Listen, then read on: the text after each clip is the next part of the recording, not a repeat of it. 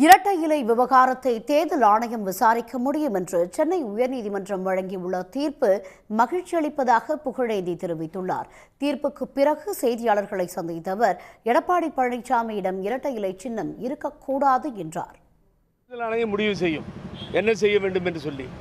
ஆகவே பொதுச் செயலாளர் என்ற பதவியை பயன்படுத்தக்கூடாது, கட்சி பெயரை பயன்படுத்தக்கூடாது. இதெல்லாம் சிவில் டிஸ்பியூட் கேஸ் பெண்டிங் இருக்கின்ற வரையில் பழனிசாமிக்கு எந்த அதிகாரமும் இல்லை. இதை ஊரையும் உலகத்தையும் பிரஸையும் ஏமாற்ற வேண்டாம் என்பதுதான் தொடர்ந்து நான் அளித்த representation before the election commission of India. அதை தான் வாதமாக வைத்தோம். இன்றைய தினம் நீதிபதி ஒரு நீதி கிடைத்திருக்கிறது, மிகவும் மகிழ்ச்சியாக இருக்கிறது இது எங்களுக்கு இந்த நேரத்தில்.